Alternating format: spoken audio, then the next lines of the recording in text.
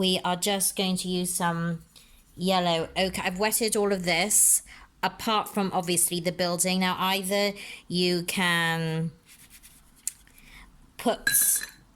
save it with masking fluid. I haven't. I'm just going to put this around. Now I'm doing this in a different way. I'm wet into wet. And this paper that I have got stays wet for quite a long time. This is alizarin. I'm streaking across.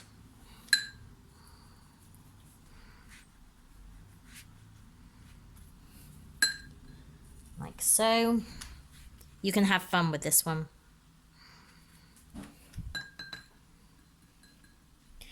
And maybe I'll put a little bit of blue down here. I'll be naughty.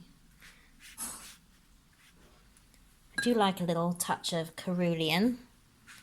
So going down, that's where the mountains are going to be.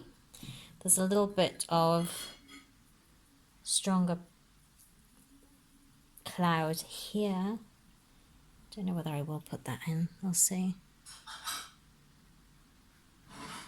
Using the side of the brush so it can diffuse across. You can be careful of these little puffy little clouds here. I would just do a little line going across, and I would leave it like that. So we have got alizarin and a little bit of ultramarine. And then we're just going to soften that in. Now the reason why I have wetted this first is because I want it to be, so I don't want there to be lines here. Around the tower, it can be stronger, but around here, I'm actually going to leave it like that. We can just drop in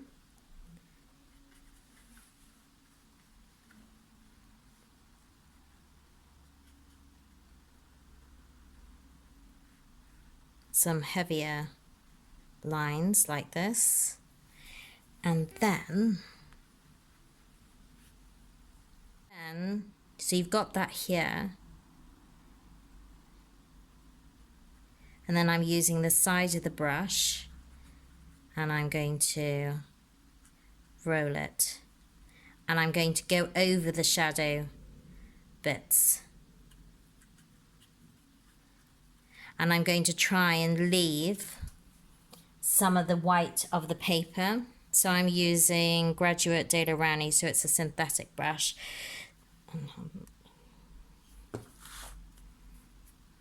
Stop moving. Try not to move your lines. So you'll have a bigger strokes at the front, and then it'll go, we'll soften it off going off.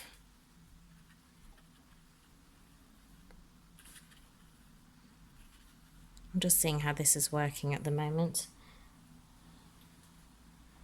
And so there's the shadow is going to be here, and that's there.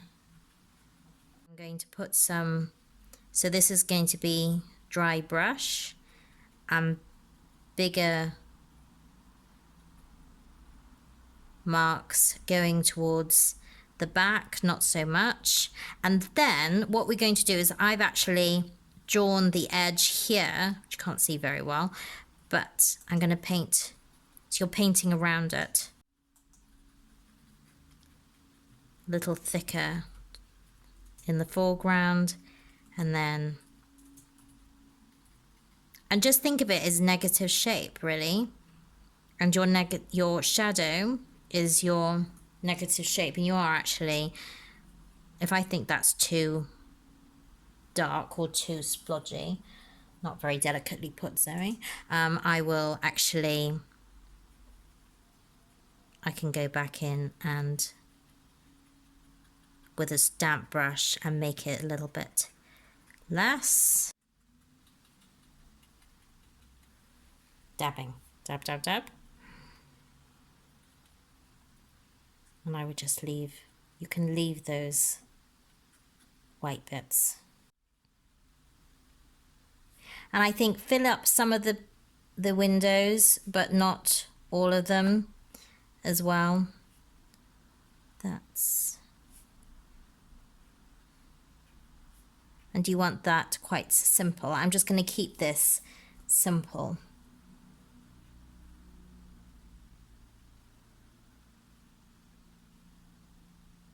And what I did was I just put a line of burnt sienna across here as well.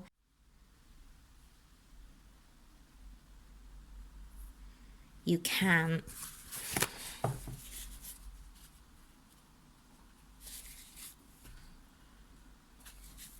put that a little division here. Again, just like negative spaces. So you've got the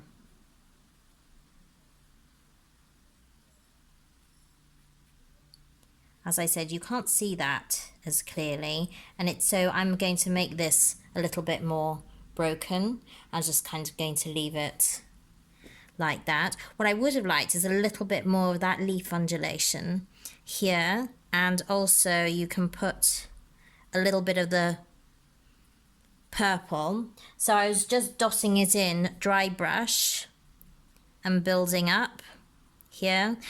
When you go away though, don't keep going with the stronger paint. So I put a little dabs of purple. So what we did was, just to go over it, you've got the light, the medium and the dark green. So I've put light, I've left the paper, medium green here. So you've got that bump sort of going over, and then the shadow is on the left, and that's with dark green. And I'm also taking this purple here and just dotting that in, so it's quite dark, but I'm leaving this because as it goes away it fades. As you know, when things go into the distance there's not so much contrast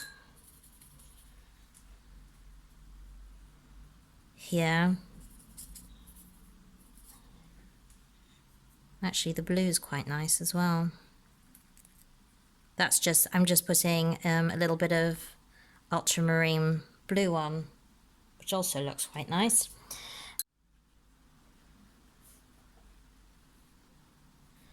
Like that.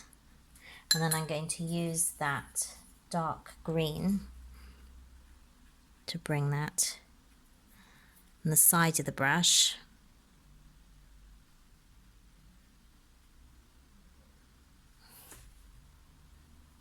Which you can see is kind of silhouetted against the background on your picture, not mine, because you can see that tree isn't on there.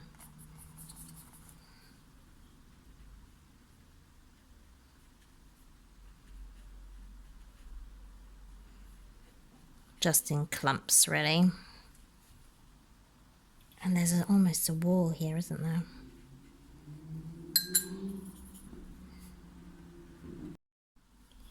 So, final stages. I have put in, I'm going to bring this up rather than lose focus.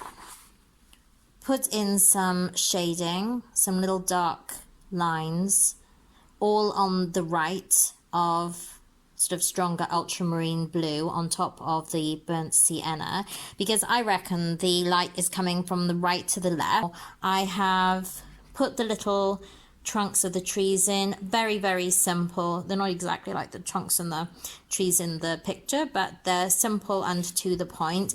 I've left this faded, so this is where the contrast is bringing your eye into the center of the picture. And as I've done with the tree, with the cottage that you did a week or two ago, contrast with the darker blues to bring that edging out as well. Retained it like, oh, that's better, isn't it? So, because you've got more, there's more of a, it gives it more of a finish, a framework, if you like, to that. And I don't know whether I should have maybe put some green in the shadow. I'm going to see what I think. So I'm going to put some water over that. And I'm going to drop